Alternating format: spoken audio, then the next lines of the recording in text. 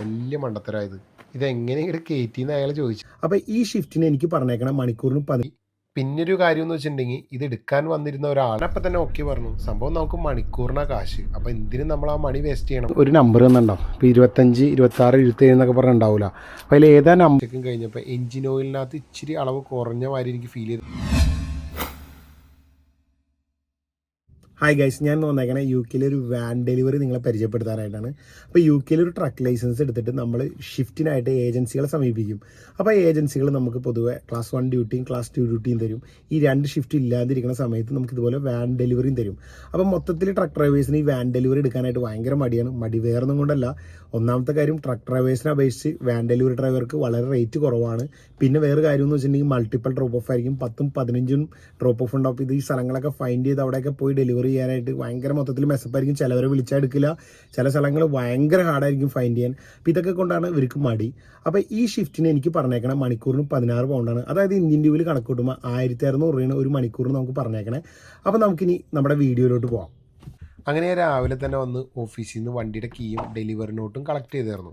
എല്ലാവരും ചെയ്യുമെന്ന് എനിക്കറിയില്ല, പക്ഷെ ഞാൻ ചെയ്യാറുണ്ട്. പൊതുവെ ട്രക്കിനാണ് എല്ലാവരും ഈ വാക്കറൗണ്ട് ചെക്കും കാര്യങ്ങളൊക്കെ ചെയ്യാറ്. ഞാൻ പക്ഷേ ഈ വാൻ ആണെങ്കിൽ പോലും ഫുൾ വാക്കറൗണ്ട് ചെക്കും ഡീറ്റെയിലൊക്കെ ചെയ്ത് ഞാൻ ഡോക്യുമെൻറ്റ് ചെയ്ത് എൻ്റെ കീപ്പ് ചെയ്യാറുണ്ട്. ഞാനിത് എന്തിനും ഇങ്ങനെ ഡോക്യുമെൻറ്റ് ചെയ്ത് വെക്കണമെന്ന് വെച്ചിട്ടുണ്ടെങ്കിൽ, നമ്മളൊരു ഏജൻസി ഡ്രൈവർ ആകുമ്പോൾ പല പല കമ്പനികളിലെ പല പല വണ്ടികളായിരിക്കും ഓടിക്കണേ. അപ്പോൾ ചിലപ്പോൾ 2-3 ആഴ്ച കഴിഞ്ഞിട്ടായിരിക്കും നമുക്ക് കോൾ തന്നെ ഒരു സിഗ്നൽ ജമ്പിങ് ഉണ്ട് അല്ലെങ്കിൽ ഒരു സ്പീഡിങ് ഉണ്ട് എന്നൊക്കെ പറഞ്ഞ്.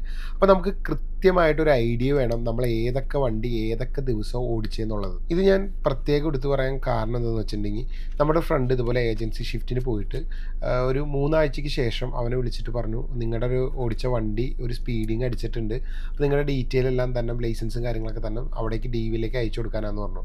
അപ്പോൾ അങ്ങനെ അവൻ ലൈസൻസും കാര്യങ്ങളും കൊടുക്കണേക്കാൾ തൊട്ട് മുന്നേ അവൻ്റെ ബാക്ക്ഗ്രൗണ്ട് ചെക്കൊക്കെ ചെക്ക് ചെയ്ത് എഴുതി വയ്ക്കുന്ന ഒരു ബുക്കുണ്ട്. ആ ബുക്കിൽ നോക്കിയപ്പോൾ അന്നേ ദിവസം ആ വണ്ടി അവൻ ഓടിച്ചിട്ടില്ല. അപ്പോൾ അതുപോലെ അവൻ നോട്ടീസ് ചെയ്ത് വെച്ചുകൊണ്ട് മാത്രമാണ് അവൻ രക്ഷപ്പെട്ടത്. അല്ലെങ്കിൽ അവൻ്റെ പേരിൽ ആ പോയിന്റും ഫൈനും കിട്ടിയേനെ. ചിലപ്പോൾ അങ്ങനെ സംഭവിച്ചത് ആ കമ്പനിക്കാർ മനഃപൂർവ്വം ചെയ്തതാവാം, ചിലപ്പോൾ മനഃപൂർവ്വം ചെയ്തതല്ലായിരിക്കാം, അബദ്ധം എന്തെങ്കിലുമൊക്കെ പറ്റിയതായിരിക്കാം. പക്ഷേ നമ്മൾ നമ്മുടേതായ ഭാഗം ക്ലിയർ ചെയ്ത് വെക്കുക. കാരണം എന്ന് വെച്ചിട്ടുണ്ടെങ്കിൽ, നമ്മളിപ്പോൾ ഒരു ഏജൻസി ഷിഫ്റ്റ് മാത്രം ചെയ്യുന്ന ഒരാളാണെങ്കിൽ ഓരോ ദിവസവും ഓരോരോ വണ്ടികളായിരിക്കും. അപ്പോൾ 2 ആഴ്ച കഴിഞ്ഞിട്ട് നമ്മൾ ഏത് വണ്ടിയാണ് ഓടിച്ചതെന്ന് നമുക്ക് ചിലപ്പോൾ ഒരു ഐഡിയ ഉണ്ടാവില്ല. അപ്പോൾ നമ്മൾ ഡോക്യുമെൻ്റ് ചെയ്ത് വെച്ചാൽ നമുക്ക് കറക്റ്റായിട്ട് ഓർമ്മ ഉണ്ടാവും അന്ന് ഏത് വണ്ടിയാണ് ഓടിച്ചതെന്ന്. അതുപോലെ തന്നെ നമ്മൾ ഈ വണ്ടി കോമ്പൗണ്ട് വാളിൽ നിന്ന്, ഈ കമ്പനിയുടെ കോമ്പൗണ്ട് വാളിൽ നിന്ന് ഇറക്കണേക്ക് മുന്നേ ഈ വണ്ടി ഫുള്ള് ചെക്ക് ചെയ്യണം. കാരണം ഈ വണ്ടിയുടെ മിററിന് എന്തെങ്കിലും സ്ക്രാച്ച് ഉണ്ടോ, അതുപോലെ തന്നെ ബ്രേക്ക് ലൈറ്റ് വർക്ക് ചെയ്യണില്ല, എഞ്ചിൻ ഓയിൽ കറക്റ്റ് അല്ലേ, എന്തെങ്കിലും സ്ക്രാച്ചുകളെല്ലാം നമ്മൾ നോട്ടീസ് ചെയ്യണം. നമ്മൾ മിക്ക സ്ക്രാച്ച് ഒരു ഫോട്ടോയെങ്കിലും എടുത്തു വയ്ക്കണം. അല്ലെങ്കിൽ ഇതിൻ്റെ എല്ലാ ഉത്തരവാദിത്വം, ഈ വണ്ടിയുടെ ഫുൾ ഉത്തരവാദിത്വം ഈ കോമ്പൗണ്ട് വാളിൽ നിന്ന് പുറത്തിറങ്ങി കഴിഞ്ഞാൽ എല്ലാ ഉത്തരവാദിത്വം നമുക്ക് മാത്രമാണ്. അതുപോലെ തന്നെ വണ്ടിയിൽ നിന്ന് ഇറങ്ങി 4 ടയറിൻ്റെ ഗ്രിപ്പ് ഞാൻ നോക്കിയായിരുന്നു. അത്യാവശ്യം ഗ്രിപ്പുള്ള ടയറുകളാണ്, എല്ലാം ഓക്കെയാണ്. അതുപോലെ തന്നെ മഡ് ഗാർഡിന് ഇളക്കമുണ്ടോ, അതുപോലെ നമ്മുടെ ബ്രേക്ക് ലൈറ്റുകളെല്ലാം വർക്ക് ചെയ്യുന്നുണ്ടോ, ഹെഡ് ലൈറ്റ് വർക്ക് ചെയ്യുന്നുണ്ടോ, ഇൻഡിക്കേറ്റർ വർക്ക് ചെയ്യുന്നുണ്ടോ എന്നൊക്കെ ചെക്ക് ചെയ്യണം. കാരണം നമ്മളൊരു റോഡ് ചെക്കിൻ്റെ ഇടയിൽ നമ്മളെ പോലീസ് പിടിച്ചിട്ടുണ്ടെങ്കിൽ ഇതൊക്കെ ചെക്ക് ചെയ്യാണ്ട് ഏതെങ്കിലും ഒരു സാധനം വർക്ക് ചെയ്യണമെങ്കിൽ അതിൻ്റെ ഉത്തരവാദിത്വം നമുക്ക് മാത്രമായിരിക്കും, നമുക്കായിരിക്കും ഫൈൻ കിട്ടണേ. അതുപോലെ തന്നെ വളരെയധികം ശ്രദ്ധിക്കേണ്ട ഒരു കാര്യം എന്ന് പറഞ്ഞാൽ, വണ്ടി കയറ്റിയേക്കണ ലോഡ് ഓവർലോഡ് ആവണ്ടും ശ്രദ്ധിക്കണം. നമ്മളത് പേപ്പർ നോക്കുമ്പോൾ അറിയാം ഓവർലോഡ് ആണോ എന്ന്. ഇനി അതല്ലാന്ന് അത് മനസ്സിലാവാത്ത ഒരാളാണെങ്കിൽ നമുക്ക് വണ്ടിയുടെ ടയർ നോക്കിക്കഴിഞ്ഞാൽ, അല്ലെങ്കിൽ ബാക്കിൽ ഷോക്ക് നോക്കിക്കഴിഞ്ഞാൽ കുത്തി കിടക്കണോട്ട് ഫീൽ ചെയ്യേണ്ടി ഓവർലോഡാന്ന് നമുക്ക് മനസ്സിലാവും. അങ്ങനെ ഞാൻ എല്ലാ ബാക്ക്ഗ്രൗണ്ട് ചെക്കും കഴിഞ്ഞപ്പോൾ എഞ്ചിൻ ഓയിലിനകത്ത് ഇച്ചിരി അളവ് കുറഞ്ഞ മാതിരി എനിക്ക് ഫീൽ ചെയ്തു. അത്യാവശ്യം എനിക്ക് നല്ല മണിക്കൂർ വണ്ടി ഓടാനുണ്ട്. അപ്പോൾ ഞാൻ കമ്പനിയിൽ റിപ്പോർട്ട് ചെയ്തപ്പോൾ കമ്പനിക്കാർ എനിക്ക് എഞ്ചിൻ ഓയിൽ കറക്റ്റായിട്ട് ഫില്ല് ചെയ്ത് തന്നു. അപ്പോൾ ഞാൻ മനസ്സിലാക്കി വെച്ചിട്ട്, ഈ വണ്ടി പുതിയ മോഡൽ വണ്ടിയാണെങ്കിലും ഓടുമ്പോൾ എഞ്ചിൻ ഓയിൽ ചെറുതായിട്ട് കുറയുന്നുണ്ട്. അങ്ങനെ ഞാൻ ആ എഞ്ചിൻ ഓയിൽ തിരിച്ചു കൊടുത്തില്ല, വാങ്ങിച്ച് ഞാൻ വണ്ടിയിൽ തന്നെ കീപ്പ് ചെയ്ത് എന്തെങ്കിലും വന്ന വഴിക്ക് എഞ്ചിൻ ഓയിൽ കുറേ ഇനി ഒഴിച്ച് കൊടുക്കാമല്ലോ എന്ന് വെച്ച് ഞാൻ എപ്പോഴും എൻ്റേതായ ഒരു ഫോൺ ഹോൾഡർ എൻ്റെ ബാഗിൽ കീപ്പ് ചെയ്യാറുണ്ട്. ഓൾമോസ്റ്റ് വണ്ടികളിലൊക്കെ ഈ ഫോൺ ഹോൾഡർ ഉണ്ടാവും, ഇതില്ലാത്ത വണ്ടികളുണ്ട്. അപ്പോൾ നമുക്കൊരു നാവിഗേഷൻ വെച്ച് ഒരു സ്ഥലത്തേക്ക് പോകാനായിട്ട് നമ്മുടെ ഫോൺ വെക്കണമെന്നുണ്ടെങ്കിൽ ഈ ഹോൾഡർ ഉണ്ടെങ്കിൽ കറക്റ്റായിട്ട് വെച്ച് നമുക്ക് അത് നോക്കി പോകാൻ പറ്റും. അതുപോലെ തന്നെ ഒരു ഫോൺ ചാർജർ ഞാൻ എൻ്റെ ബാഗിൽ എപ്പോഴും കീപ്പ് ചെയ്യാറുണ്ട്. അപ്പോൾ നമ്മൾ ഈ ഡെലിവറി സ്ഥലങ്ങളിലേക്കൊക്കെ പോണത് ഫോണിലെ നാവിഗേഷൻ ഇട്ടാണ്. അപ്പോൾ ഫോണിലെ ചാർജ് പെട്ടെന്ന് തീർന്നു പോകാൻ ചാൻസ് ഉണ്ട്. അപ്പോൾ നമ്മുടെ കയ്യിൽ ഒരു ചാർജിങ് കേബിൾ ഇല്ലെങ്കിൽ നമ്മൾ റോഡിൽ പെട്ടുപോകാൻ ചാൻസ് ഉണ്ട്. അതുപോലെ തന്നെ ഇമ്പോർട്ടൻ്റ് ആയ ഒരു കാര്യമാണ് ഞാൻ ഇട്ടേക്കണ IVs. അപ്പോൾ ആ IVs എന്തിനാണെന്ന് വെച്ചിട്ടുണ്ടെങ്കിൽ, കമ്പനികളിൽ ഇതുപോലെ ഫോർക്ക് ലിഫ്റ്റ് വലിയ ട്രക്കുകളൊക്കെ വരുമ്പോൾ അവർക്ക് നമ്മളെ പെട്ടെന്ന് തന്നെ ഫൈൻഡ് ചെയ്യാൻ വേണ്ടിയിട്ടാണ് ഈ ഒരു ജാക്കറ്റ് ഇടണത്. അപ്പോൾ വണ്ടിയിൽ നിന്ന് കമ്പനികളിലൊക്കെ പുറത്തിറങ്ങുമ്പോൾ ഇത് മസ്റ്റായിട്ട് നമ്മൾ യൂസ് ചെയ്യണം. ഇപ്പോൾ നമ്മൾ ഡ്രൈവ് ചെയ്യുന്ന സമയത്ത് ഇത് വേണമെന്നില്ല, അതുകൊണ്ട് തന്നെ ഞാനിത് ഊരി ബാഗിലെടുത്ത് വെച്ചിട്ടാണ് പിന്നെ ഡ്രൈവ് ചെയ്യാൻ തുടങ്ങാറ്. അങ്ങനെ നമ്മുടെ ഭാഗത്തു നിന്നുള്ള എല്ലാവിധ ചെക്കിങ് കഴിഞ്ഞ് വണ്ടിയെല്ലാം ഓക്കെയാണ്. അപ്പോൾ ഞാൻ ഇനി പോകേണ്ട സ്ഥലത്തെ പറ്റി ഒന്ന് പ്ലാൻ ചെയ്യണം. അപ്പോൾ അതിന് മുന്നേ അവർ പറഞ്ഞു ആ ബേയിൽ നിന്ന് വണ്ടി മാറ്റിയിടാമോ എന്ന് ചോദിച്ചു. കാരണം അവർക്ക് വേറെ എന്തൊക്കെയോ ലോഡ് ചെയ്യാനുണ്ട്. അങ്ങനെ ഞാൻ വണ്ടി ജസ്റ്റ് അവിടെ നിന്ന് എടുത്ത് കുറച്ച് അപ്പുറത്തേക്കൊന്ന് മാറ്റിയിട്ടു. അപ്പോൾ നമുക്കിവിടെ പോകേണ്ട ഒരു പോസ്റ്റ് കോഡാണ് തന്നേക്കണേ. ആ പോസ്റ്റ് കോഡ് നമ്മുടെ ഗൂഗിൾ മാപ്പിൽ ഇട്ടാലും കറക്റ്റ് ആ സ്ഥലം കാണിച്ചെന്ന് വരില്ല, എക്സാക്റ്റ് ആ ഏരിയ കാണിക്കുള്ളൂ. അപ്പോൾ നമ്മൾ സ്ട്രീറ്റ് വ്യൂ നോക്കിയിട്ട് ഏതാണ് പോകേണ്ട ഷോപ്പ് ആണെങ്കിൽ ഷോപ്പ് നമ്മൾ ഫൈൻഡ് ചെയ്യണം അതിനകത്ത് നോക്കി. അങ്ങനെ ഫൈൻഡ് ചെയ്താണ് ഞാൻ പോവാറ്. അപ്പോൾ ഇന്ന് നമുക്ക് ഒരു ഡെലിവറി ഒരു കളക്ഷനും ഉള്ളത്. ഏകദേശം ഒരു 4-4.5 മണിക്കൂറിന് അപ്പുറത്താണ് ഇത് കളക്ഷനും ഡെലിവറി ഉള്ള സ്ഥലം.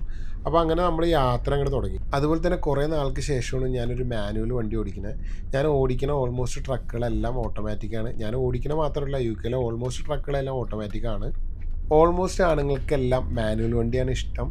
പക്ഷേ ഞാൻ പറയുകയാണെങ്കിൽ ഓട്ടോമാറ്റിക് വണ്ടിയാണ് എനിക്കിഷ്ടം. കാരണം വേറെ ഒന്നും കൊണ്ടല്ല, നമ്മൾ ഈ ഗിയർ മാറി നമ്മൾ ഒരിക്കലും ടയേർഡ് ആവില്ല. പിന്നെ ജേണി ഭയങ്കര സ്മൂത്തും ആയിരിക്കും. പക്ഷേ ഇടയ്ക്കൊക്കെ ഒരു നൊസ്റ്റാൾജിയ പോലെ ഈ മാനുവൽ വണ്ടി ഓടിക്കാനും ഒരു രസമുണ്ട്. അങ്ങനെ മോട്ടോറിലേക്ക് കയറാനുള്ള ഒരു ഷോർട്ട് കട്ട് എനിക്കറിയാമായിരുന്നു. അപ്പോൾ ഞാൻ ആ ഷോർട്ട് കട്ട് വഴി കയറി. അപ്പോൾ ഈ ഷോർട്ട് കട്ട് വഴി കയറുമ്പോൾ ഇത് കൺട്രി സൈഡാണ് ഫുള്ള്, ഒരു വണ്ടി പോകാനുള്ള വീതി മാത്രമേ ഉള്ളൂ. അപ്പോൾ നമ്മൾ വളരെയധികം കെയർഫുള്ളായിട്ട് വേണം ഈ റൂട്ടിൽ കൂടെ പോകാനായിട്ട്. കാരണം എന്താണെന്ന് വെച്ചിട്ടുണ്ടെങ്കിൽ ഈ റൂട്ട് ഒത്തിരി പെഡസ്ട്രിയൻസും സൈക്ലിസ്റ്റും യൂസ് ചെയ്യാറുണ്ട്. അപ്പം നമ്മൾ ഇവരുടെ അടുത്ത് കൂടെ പോകുമ്പോൾ വളരെയധികം കെയർഫുള്ളായിട്ട് വേണം പോകാൻ. കാരണം ഇവരുടെ കൂടെ ചിലപ്പോൾ പെറ്റ്സ് ഉണ്ടാവും. അപ്പോൾ നമ്മൾ ഫാസ്റ്റിൽ പോയി കഴിഞ്ഞാൽ ഈ പെറ്റ്സ് പാനിക്കാവാൻ ചാൻസ് ഉണ്ട്. പാനിക്കായ പെറ്റ്സ് ഓടി റോട്ടിലേക്ക് കയറാനും അതുമൂലം വളരെയധികം ആക്സിഡൻറ്റ് ഉണ്ടാവാനും ചാൻസ് ഉണ്ട്. പിന്നെ ഇതൊരു ബേസിക് മാനേഴ്സും കൂടിയാണ് അവർക്കും. അതുപോലെ തന്നെ അവർ നമുക്കും മാനേഴ്സായിട്ട് അവർ ഒതുങ്ങി നിന്ന് തരാറുമുണ്ട്. പിന്നെ ഒരു ട്രക്ക് ഡ്രൈവർ എന്ന നിലയിൽ എനിക്ക് ഈ വാൻ ഷിഫ്റ്റൊക്കെ ഇഷ്ടമാവും. വേറെ ഒന്നും കൊണ്ടല്ല, നമ്മൾ ട്രക്ക് ഡ്രൈവർ ആകുമ്പോൾ കറക്റ്റ് അവർ നമ്മൾ കാൽക്കുലേറ്റ് ചെയ്യണം, അത് കഴിഞ്ഞിട്ടുള്ള ബ്രേക്ക് കാൽക്കുലേറ്റ് ചെയ്യണം.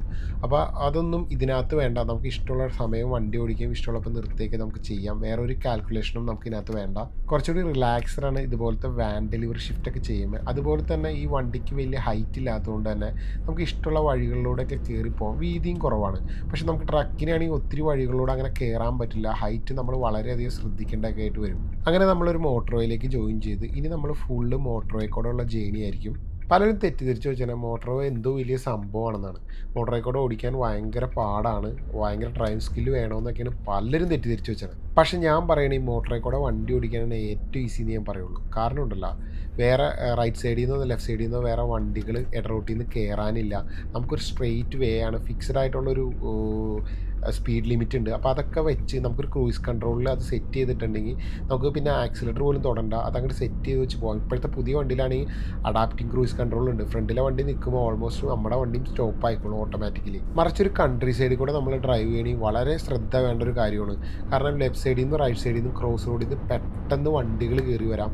പിന്നെ ഒത്തിരി പെഡസ്ട്രിയൻസ് വരാം, സൈക്ലിസ്റ്റ് വരാം. ഇതൊക്കെ നമ്മൾ ബൈക്കേഴ്സ് ഇതൊക്കെ വളരെയധികം ശ്രദ്ധിക്കേണ്ടി വരും. അതുപോലെ തന്നെ ചില വഴികളിലൊക്കെ ഓപ്പോസിറ്റ് വണ്ടി വന്നാൽ റോഡ് ബ്ലോക്കായിട്ട് നമ്മൾ വേണമെങ്കിൽ കുറച്ചധികം റിവേഴ്സ് വെച്ച് കൊടുക്കേണ്ടതായിട്ടൊക്കെ വരും. അപ്പോൾ ഈ മോട്ടോർവേയിൽ ഇതൊന്നുമില്ല, വളരെ കൂളായിട്ട് നമുക്ക് ഡ്രൈവ് ചെയ്ത് പോകാൻ സാധിക്കും. അങ്ങനെ ഏകദേശം ഒരു 4 മണിക്കൂറിൻ്റെ അടുത്ത് ഡ്രൈവ് ചെയ്തതിന് ശേഷം ഞാൻ ചെറിയൊരു ബ്രേക്ക് എടുത്തു. അപ്പോൾ ഇത്ര നേരം ആയപ്പോഴേക്കും എനിക്ക് ചെറുതായിട്ട് വിശന്ന് തുടങ്ങിയായിരുന്നു. അപ്പോൾ ഒരു സ്നാക്കായിട്ട് കുറച്ച് മാങ്ങ കൊണ്ടുവന്നിട്ടുണ്ടായിരുന്നു, ഞാൻ അത് കഴിച്ചു. അപ്പോൾ ഇവിടെ നിന്ന് ഇനിയിപ്പോൾ കുറച്ച് ദൂരമുള്ളൂ നമ്മുടെ ഡെലിവറി പോയിന്റിലേക്ക്. അപ്പോൾ മോട്ടോർവേയിൽ ചെറുതായിട്ട് ബ്ലോക്ക് വന്ന് അപ്പോൾ പാരലായിട്ട് വേറെ റോഡും കൂടി ഗൂഗിൾ മാപ്പ് കാണിച്ചു. വേണമെങ്കിൽ നമുക്കത് ചൂസ് ചെയ്യാം. അങ്ങനെ ഞാനത് ചൂസ് ചെയ്ത് ആ വഴിക്ക് പോയിക്കൊണ്ടിരിക്കുകയാണ്. അപ്പോൾ നമ്മുടെ വീഡിയോയിൽ കാണാൻ പറ്റും മുന്നിൽ പോകുന്ന ഒരു ചെറിയ ട്രെയിലറാണ്. അതൊരു കാറിൽ കണക്ട് ചെയ്തുകൊണ്ട് പോകണതാണ്. അതിൻ്റെ അകത്ത് കുതിരയാണ്. അപ്പോൾ ഇങ്ങനെയുള്ള ട്രെയിലർ വലിച്ചുകൊണ്ടുപോകുന്ന വണ്ടികൾ കാണുമ്പോൾ നമ്മൾ സേഫായിട്ട് കുറച്ച് ഡിസ്റ്റൻസ് കീപ്പ് ചെയ്യണം. വേറെ ഒന്നും ഉണ്ടല്ലോ, ലൈവ് അനിമൽസിനെ കൊണ്ടുപോകുന്ന വണ്ടികൾ എപ്പോൾ വേണമെങ്കിലും പുൾ ഓവർ ചെയ്യാനുള്ള ചാൻസ് കൂടുതലാണ്. അങ്ങനെ നമ്മൾ ഡെലിവറി പോയിന്റിലെത്തി. ഇനി നമുക്ക് ഇത് ഡെലിവറി ചെയ്യാം. ഇവിടെ ഇങ്ങനെ നിറച്ച് കണ്ടെയ്നർ അടുക്കിയൊക്കെ. അപ്പോൾ നമുക്ക് കമ്പനിയിൽ നിന്ന് ഒരു നമ്പർ തന്നിട്ടുണ്ടാവും. ഇപ്പോൾ 25, 26, 27 എന്നൊക്കെ പറഞ്ഞിട്ടുണ്ടാവില്ല. അപ്പോൾ അതിൽ ഏതാ നമ്പർ എന്ന് വെച്ചിട്ടുണ്ടെങ്കിൽ ആ നമ്പറും അതിൻ്റെ ഒപ്പം തന്നെ ഒരു താക്കോൽ തന്നിട്ടുണ്ടാവും. ഇപ്പോൾ താക്കോലാണെങ്കിൽ താക്കോൽ, അല്ലെങ്കിൽ നമ്പർ ലോക്കാണെങ്കിൽ അതിൻ്റെ നമ്പറും തന്നിട്ടുണ്ടാവും. അപ്പോൾ നമ്മൾ അതിനകത്ത് നമുക്ക് ഇറക്കാനുള്ള ഏതോ അതിനകത്ത് നോക്കിയിട്ട് ഇപ്പോൾ ഇതിപ്പോൾ നമ്പർ ലോക്കാണല്ലോ, അപ്പോൾ നമുക്ക് നമ്പർ തന്നേക്കണമെങ്കിൽ അതടിച്ച് കൃത്യമായിട്ട് തുറക്കാം. തുറന്ന് സാധനം ഡെലിവറി ചെയ്യാം.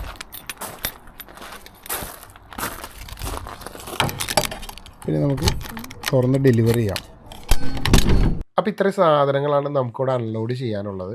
അവരിവിടെ ബെഡും കാര്യങ്ങളൊക്കെ വെച്ച് കറക്റ്റായിട്ട് പാക്ക് ചെയ്താണ് ലോഡ് കെട്ടി വെച്ചേക്കണത്. അപ്പോൾ ഇതിൽ പൊട്ടാൻ സാധ്യതയുള്ള സാധനങ്ങളുണ്ടെന്ന് അവർ പ്രത്യേകം പറഞ്ഞിരുന്നു. അപ്പോൾ നമ്മൾ ഇവിടെ സേഫായിട്ടാണ് ഈ ലോഡ് എത്തിച്ചേക്കണത്. ഇനി നമുക്കിത് അൺലോഡ് ചെയ്ത് ഈ കണ്ടെയ്നറിൻ്റെ ഉള്ളിൽ വെക്കണം. അപ്പം നമ്മളിവിടെ ഓൺ ടൈമിന് തന്നെ എത്തിയായിരുന്നു. നമ്മളിവിടെ എത്തിയപ്പോൾ തന്നെ ഇത് കളക്ട് ചെയ്തുകൊണ്ട് പോകാനുള്ള ആളും കറക്റ്റായിട്ട് ഇവിടെ എത്തിയായിരുന്നു. ഞാൻ വിചാരിച്ചു ഇതൊക്കെ അൺലോഡ് ചെയ്യാനായിട്ട് ഒത്തിരി സമയം എടുക്കുന്നു. പക്ഷേ ഓൾമോസ്റ്റ് സാധനങ്ങളെല്ലാം ലൈറ്റ് വെയിറ്റ് ആയിരുന്നു. അതുകൊണ്ട് തന്നെ പെട്ടെന്ന് ഇതെല്ലാം എനിക്ക് അൺലോഡ് ചെയ്യാൻ പറ്റി. പിന്നൊരു കാര്യം എന്ന് വെച്ചിട്ടുണ്ടെങ്കിൽ ഇത് എടുക്കാൻ വന്നിരുന്ന ഒരാൾ അയാൾക്ക് ഇതിൽ നിന്ന് 2 പീസ് മാത്രം മതിയായിരുന്നു. പക്ഷേ ഇത് ഓൾമോസ്റ്റ് ഫുൾ ലോഡ് ഇറക്കാൻ അയാൾ എന്നെ സഹായിച്ചു. അയാളൊരു നല്ല മനുഷ്യനായിരുന്നു. പിന്നെ വേറൊരു സംഭവം എന്ന് വെച്ചിട്ടുണ്ടെങ്കിൽ ഏറ്റവും അവസാനത്തെ 2 ബോക്സാണ് അയാൾക്ക് വേണ്ടായിരുന്നത്. അപ്പം ചിലപ്പോൾ അയാൾ വിചാരിച്ചിട്ടുണ്ടാവും നോക്കിക്കണേക്കെ ഭേദം ഞാനുകൂടി സഹായിച്ചാൽ പെട്ടെന്ന് പണിയും തീർത്ത് അയാൾക്ക് വീട്ടിൽ പോകാൻ ചിന്തിച്ചിട്ടുണ്ടാവും. ഇങ്ങനൊരു സെറ്റപ്പിൽ ഞാൻ ആദ്യമായിട്ട് ഡെലിവറി കൊടുക്കണേ. പക്ഷേ ഇതെന്തായാലും സംഭവം കൊള്ളാം. സാധാരണ പോലെ ഒരു ഓഫീസിട്ടിരിക്കേണ്ട 24/7 നമുക്കിവിടെ കൊണ്ട് ഡെലിവറി ചെയ്യും. അതുപോലെ തന്നെ കളക്ട് ചെയ്തുകൊണ്ട് പോവുകയും ചെയ്യാം. താക്കോല് പോലും കൊടുക്കണ്ട. നമ്പർ ലോക്ക് ആയിരുന്നു. ആ നമ്പർ മാത്രം നമുക്ക് പറഞ്ഞു തന്നായാലും. ഇതിൻ്റെ ലോക്ക് നാട്ടിലേക്ക് കണ്ടെയ്നറിൻ്റെ സിസ്റ്റം തന്നെയാണ്. ഇതിങ്ങനെ വലിക്കുമ്പോൾ ഈ ലോക്ക് ഇവിടെ നിന്ന് ഇങ്ങനെ പോരും, ലെഫ്റ്റിലോട്ട് പോരും, വന്നിട്ട് ടൈറ്റ് ചെയ്യാം. അതുപോലെ തന്നെ ഇതിൻ്റെ പതുക്കെ തുറക്കാം, വയ്ക്കാം, അടയ്ക്കാം, ലോക്കായി. നമുക്ക് ഇതുപോലെ തന്നെ തിരിച്ച് പൂട്ടണം.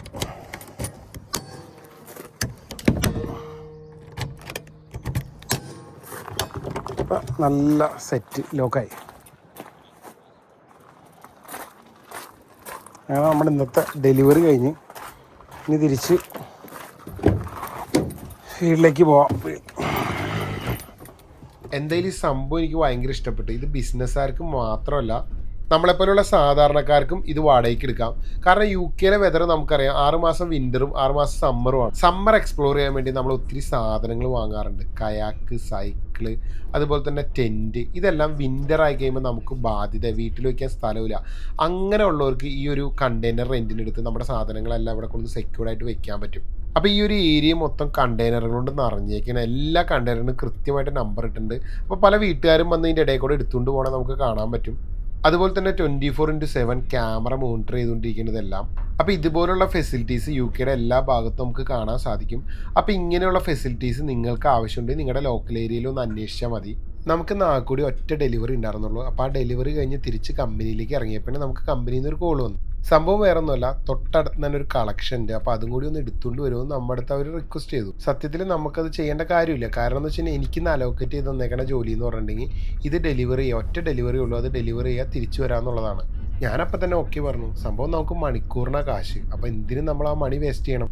ഞാൻ ഓക്കെ പറഞ്ഞപ്പോൾ തന്നെ അവരെനിക്ക് അഡ്രസ്സ് ഇട്ടെന്ന്. ആ അഡ്രസ്സ് നമ്മൾ ഇട്ട് നോക്കിയപ്പോൾ അവിടെ നിന്ന് അടുത്ത് തന്നെയാണ്, വലിയ ദൂരമൊന്നുമില്ല. അപ്പോൾ കമ്പനിയിൽ നിന്ന് പറഞ്ഞു വെച്ചിട്ട് ഏകദേശം 1.5 മണിക്കൂർ കഴിഞ്ഞിട്ട് നമ്മൾ കളക്ഷൻ പോയിന്റിൽ എത്തിയാൽ മതി.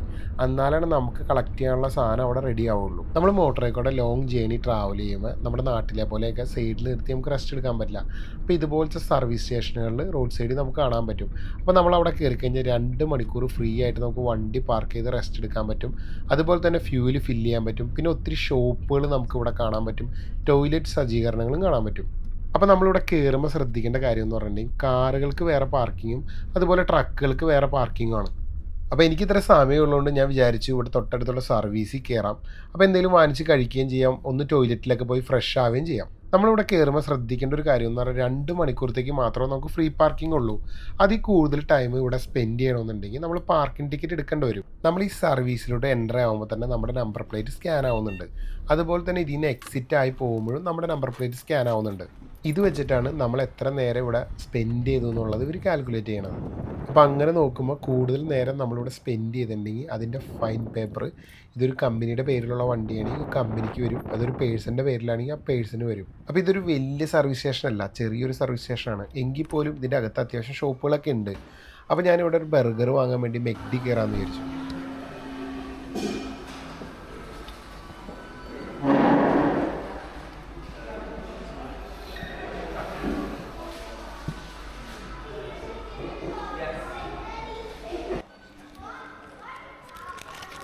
നമ്മൾ ഓർഡർ കൊടുത്തിട്ടൊന്ന് ടോയ്ലറ്റിലൊക്കെ പോയി ഫ്രഷായി തിരിച്ചു വന്നപ്പോഴേക്കും നമ്മുടെ ഐറ്റം റെഡി ആയിരുന്നു. സംഭവം ഇവിടെ ഭയങ്കര തിരക്കൊന്നും ഇല്ലാത്തതുകൊണ്ട് തന്നെ നമുക്ക് പെട്ടെന്ന് കിട്ടി. അങ്ങനെ പാഴ്സലും കളക്ട് ചെയ്ത് നമ്മുടെ ഒരു സബ്സ്ക്രൈബറെ കണ്ടു. ആളോടും കുറച്ച് നേരം സംസാരിച്ചിരുന്ന് നമ്മുടെ വണ്ടിയിലേക്ക് പോന്നു. അങ്ങനെ ഞാൻ ആ വണ്ടിയിലിരുന്ന് ബർഗറും കഴിച്ച് കുറച്ച് നേരം ഫോണിലൊക്കെ സ്പെൻഡ് ചെയ്ത് റിലാക്സ് ചെയ്തിരുന്ന് അപ്പോഴത്തേക്ക് ഏകദേശം നമുക്ക് കളക്ഷൻ പോയിന്റിൽ എത്തേണ്ട സമയമാവാറായി. അടുത്ത കളക്ഷൻ പോയിന്റ് ഇവിടുന്ന് തൊട്ടടുത്തുള്ളൊരു ഷോപ്പായിരുന്നു. ഇപ്പോൾ നമ്മൾ എത്തിക്കണ ഒരു ഷോപ്പിലാണ് അത് കളക്ട് ചെയ്യാൻ. പക്ഷേ ഷോപ്പിൻ്റെ ഫ്രണ്ടിൽ നമുക്ക് വണ്ടി പാർക്ക് ചെയ്യാനുള്ള സ്പേസ് ഇല്ല, റഷാണ്. അപ്പോൾ ബാക്കിൽ കൂടെ ഉള്ള വഴി കൂടെ വന്നിട്ടാണ് ഇവിടെ പാർക്ക് ചെയ്തേക്കണേ. അപ്പോൾ ശരിക്കും ഇതിലേക്ക് ഒരു കാറ് വരാനുള്ള വീതി ഉള്ളൂ, വണ്ടി കയറ്റാനുള്ള സ്പേസ് ഇല്ല. പക്ഷേ റോട്ടിലിട്ടത് കയറ്റുമ്പോൾ റോഡ് ബ്ലോക്ക് ആവുമെന്ന് വിചാരിച്ചിട്ട് ഞാൻ ഇതിൻ്റെ ബാക്കിൽ കൊണ്ട് നിർത്തിയത്. അങ്ങനെ ലോഡ് കയറ്റാനായിട്ട് ബാക്ക് ഡോറൊക്കെ തുറന്ന് നല്ല സെറ്റായിട്ട് നിന്നപ്പോഴാണ് ഞാൻ ആ ഒരു കാര്യം അറിയണം. വേറെ ഒന്നുമല്ല, ഒരു കുഞ്ഞ് ബോക്സാണ് കൊണ്ടുപോകാനുള്ളത്. ഫ്രണ്ട് ക്യാബില്ല, അല്ലെങ്കിൽ ഡാഷിൻ്റെ ഉള്ളിൽ എടുത്ത് വയ്ക്കാനുള്ള അത്രേ വലിപ്പമുള്ളൂ. വെറുതെ ഞാൻ ബാക്ക് ക്യാബൊക്കെ തുറന്ന് വെറുതെ നിന്നു. എൻ്റെ മനസ്സിൽ സത്യത്തിൽ ഇപ്പം നമ്മൾ ഇറക്കിയ പോലത്തെ ഫുൾ ലോഡാണ് കയറ്റാണ്ടായിരുന്നത്. പക്ഷേ ഇത്ര ചെറുതായിരിക്കുന്നത് മനസ്സിൽ പോലും വിചാരിച്ചില്ല. പിന്നെ വണ്ടിയിലുണ്ടായിരുന്ന കേബിളുകളെല്ലാം ഒതുക്കി നല്ല നീറ്റായിട്ട് ഇട്ടു. കാരണം ഇനി നാളെ വേറെ ആളായിരിക്കും വണ്ടി എടുക്കണേ, അപ്പോൾ അവർക്ക് വേണ്ടി ഒന്ന് റെഡിയാക്കി കിട്ടുന്നുള്ളൂ. പക്ഷേ ശരിക്കും ഒന്ന് ആ ഷോപ്പിൻ്റെ ഫ്രണ്ടിൽ നിർത്തിയിട്ട് ഇവരോട് ചോദിച്ചാൽ തീർന്നു എന്താ കയറ്റാനുള്ളതെന്ന്. ഞാൻ വെറുതെ എൻ്റെ സിക്സ് സെൻസൊക്കെ പ്രവർത്തിപ്പിച്ച് ബാക്കിൽ കൂടെ വന്നതാണ്. വലിയ മണ്ടത്തരമായത്. ഇതെങ്ങനെ ഇങ്ങനെ കയറ്റിയെന്ന് അയാൾ ചോദിച്ച്. അതുപോലെ തന്നെ ഇത് ഇവിടെ നിന്ന് ഇനി ഇറക്കാനും ഇത്തിരി പണിയായിരിക്കുമെന്ന് ആ പാഴ്സലും കൊണ്ട് വന്ന കടക്കാരൻ എന്നോട് പറഞ്ഞു.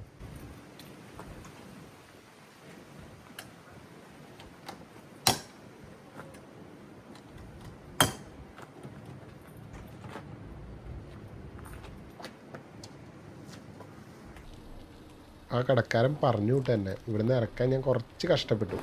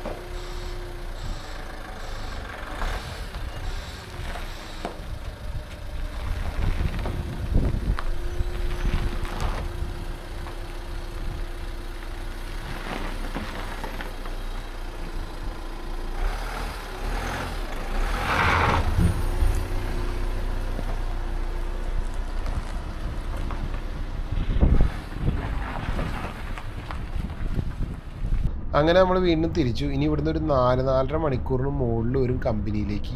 ഈ വാൻ മോട്ടറെ കൂടെ ഓടിച്ചപ്പോൾ വലിയ പ്രശ്നം തോന്നിയില്ല. പക്ഷേ കൺട്രി സൈഡിൽ കൂടെ അത്യാവശ്യം സ്പീഡിൽ പോകുമ്പോൾ ഓപ്പോസിറ്റ് ഒരു ട്രക്ക് വരികയാണെങ്കിൽ വണ്ടി നന്നായിട്ട് കാറ്റ് പിടിക്കുന്നുണ്ട്. ശരിക്കും കാറ്റ് പിടിച്ച് സ്റ്റിയറിങ് നന്നായിട്ട് ആടുന്നുണ്ട്. പിന്നെ അങ്ങോട്ട് പോയപ്പോൾ വണ്ടിയിൽ അത്യാവശ്യം ലോഡ് ഉണ്ടായിരുന്നു. തിരിച്ച് ഇങ്ങോട്ട് വന്നപ്പോൾ എം ടി ആയിട്ട് വന്നത്. അതുകൊണ്ടാണ് കൂടുതലും കാറ്റ് പിടിച്ചത്. അപ്പോൾ നമ്മൾ കണ്ടിന്യൂസ് ഒരു 3-3.5 മണിക്കൂറിനടുത്ത് ഡ്രൈവ് ചെയ്തതിന് ശേഷം ഒരു ചെറിയ ബ്രേക്ക് എടുക്കാമെന്ന് വിചാരിച്ച്. ഇതേ സമയം നാട്ടിലാണെങ്കിൽ ഇപ്പോൾ ഒരു പെട്ടിക്കടയുടെ മുന്നിൽ നിർത്തിയിട്ട് ഒരു ചായയൊക്കെ കുടിക്കാറുണ്ട്. പക്ഷേ ഇവിടെ നല്ലൊരു സ്ഥലത്താണ് എനിക്ക് ബ്രേക്ക് എടുക്കാനായിട്ടുള്ള സ്ഥലം കിട്ടിയത്. നല്ല വ്യൂ ആണ് ഇവിടെ. അപ്പോൾ താഴെ എന്തോ വെള്ളം ഒഴുകണ സൗണ്ട് കേട്ടപ്പോൾ ഒന്ന് താഴത്തേക്ക് ഞാൻ ഇറങ്ങിപ്പോയി നോക്കി.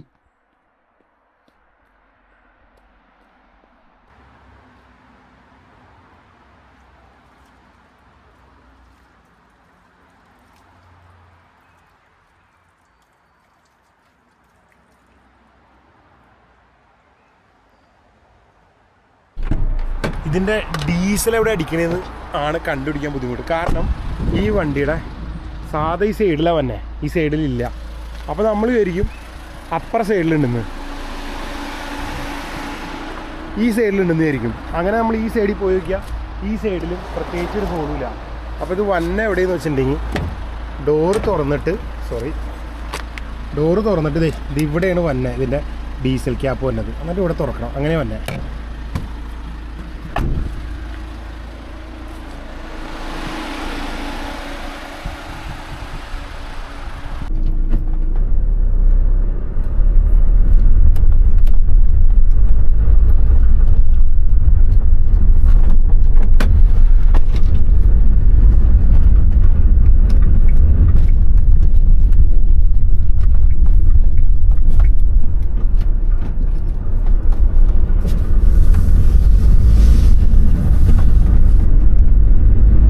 അപ്പോൾ അങ്ങനെ നമ്മൾ അവിടെ നിന്ന് ഇറങ്ങി. അപ്പോൾ ഫുഡ് കഴിച്ചതിൻ്റെ പേപ്പർ ബാഗും വേസ്റ്റ് എൻ്റെ ഇരിപ്പുണ്ടായിരുന്നു. അത് കളയാനുള്ള ബിന്നൊന്നും ഞാൻ അവിടെ കണ്ടില്ല. ഇപ്പോൾ നമ്മൾ പോകുന്നത് UK ഗ്രാമപ്രദേശത്തെ കൂടെയാണ്. അപ്പോൾ ഈ ഗ്രാമപ്രദേശത്തൂടെ പോകുമ്പോൾ റോഡ് സൈഡിലൊന്നും നമുക്കൊരു വേസ്റ്റ് പോലും കിടക്കണ കാണാൻ സാധിക്കില്ല. ഇപ്പോൾ സപ്പോസ് നമ്മൾ വേസ്റ്റ് വലിച്ച് റോഡിലോട്ട് എറിയുന്ന ഒരാളാണെങ്കിൽ പോലും ഇങ്ങനെയുള്ള വഴികളിലൂടെ പോകുമ്പോൾ ഒരിക്കലും നമുക്കത് ചെയ്യാൻ തോന്നില്ല. പ്രോപ്പറായിട്ടുള്ള ബിന്നിലിടാനേ നമുക്ക് തോന്നുള്ളൂ. അതുപോലെ ഇവിടെ എവിടെ ക്യാമറ വെച്ചൊരു വീഡിയോ എടുത്താലും ഇതുപോലത്തെ ബ്യൂട്ടിഫുള്ളായ വ്യൂ ആണ് നമുക്ക് കാണാൻ സാധിക്കുള്ളൂ.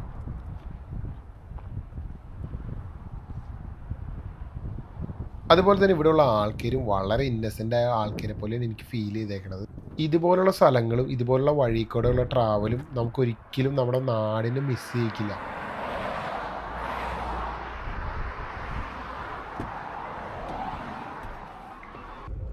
അപ്പോൾ അങ്ങനെ നമ്മൾ ഏകദേശം നമ്മുടെ കമ്പനിയുടെ അടുത്ത് എത്താറായി. ശരിക്കും വെളിച്ചം കാണുമ്പോൾ നല്ല ഉച്ചവെയിൽ പോലെ നമുക്ക് തോന്നുന്നുണ്ടെങ്കിലും സമയം 8:30 ഏകദേശം. അപ്പോൾ ഇത്ര സമയം ആയതുകൊണ്ട് തന്നെ കമ്പനിയിൽ ആരും ഉണ്ടാവില്ലെന്ന് നേരത്തെ അവർ ഇൻഫോം ചെയ്തായിരുന്നു.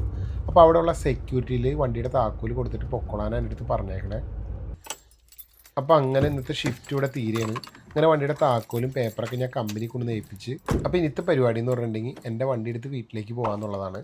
അപ്പോൾ ഇതുപോലത്തെ ഡ്രൈവിംഗ് റിലേറ്റഡ് ആയിട്ടുള്ള വീഡിയോകളായിട്ട് വീണ്ടും കാണാം. ബൈ.